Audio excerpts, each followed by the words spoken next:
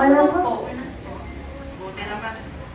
Grabe, sa trabaho namin talagang nakakapagod, ang daming ginagawa. Pero habang kanina, mga anak, may gusto kasi ako itanong. Habang nagtatrabaho ako doon, biglang may pumasok sa isip ko. Ano po yun? Para sa inyo. Para sa inyo, ano si tatay? Ano si tatay para sa inyo? Para sa akin, tay, ikaw ay isang diamante. Diamante? Ang ganda nun, Diamante! O ikaw naman, Gem, anak. Para sa'yo, ano si tatay? Ano naman sa akin, tay, ikaw ay isang ginto. Wow! Ginto! Diamante tsaka ginto. Nakakilig naman kayo, mga anak ko.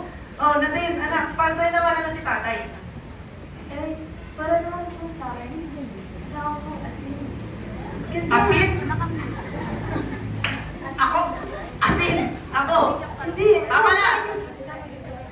Etong mga kapatid mo, Diamante, ginto, para sa akin. Ako, ganun ako sa kanila, valuable ako sa kanila. Pero sa'yo, asin? Ang bira.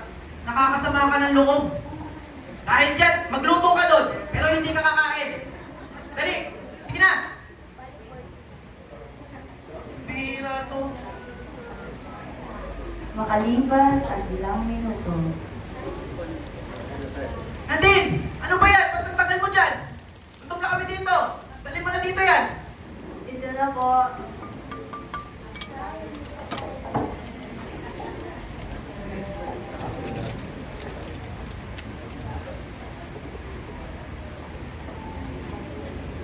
O, ito na yung pagkain mga anak. Kumain na kayo. Sige, kumain na kayo.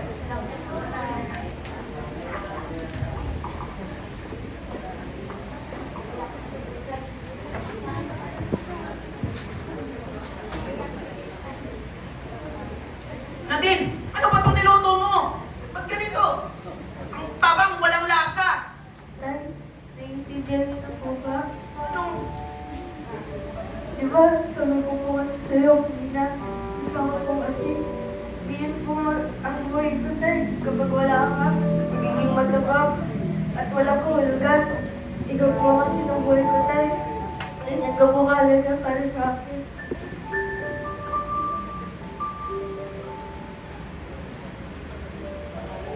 Anak, sensya ka na. Hindi ko alam na ganun pala talaga ako kahalaga sa buhay mo.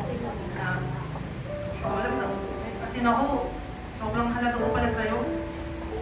Sana patawad mo ko, anak. Ako lang po, tay. Para natawag ako. Salamat.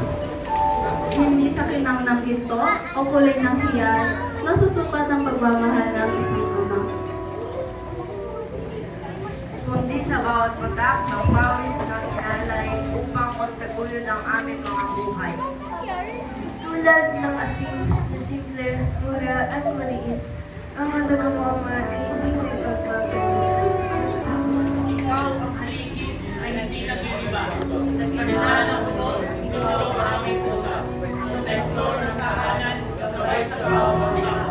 Ang iyong mga kamay sa amin ang maakay. Tahimik mong tinitiis ang bigat ng pasal upang ang pamilya ay walang pagkulangan. Sa bawat pagising ko sa madaling araw, pag-ibig ng Diyos sa amin ang natasal. Kung walang tao, ang natin na awit sa bigay, ang buhay namin ay walang kapulutan. Walang lasa, walang kulay, walang saysay, wala ang iyong patnubay at makamay. Ikaw ang nagbibigay ng timpla sa aming bukas, at nagpapanatili ng aming lakas at tibay. Salamat sa mga paalala na tuwid sa amin. Salamat sa mga sakripisyong hindi mo sinasabi sa amin. Kaya ngayong araw, kami ay nagpupugay sa lahat ng tatay na nagbibigay ng buhay. Salamat tatay, salamat papa, salamat daddy. Kayo ang asin ng aming mundong ginagalawan, ang nagbibigay saysay sa aming patutunguhan. Maligayang araw,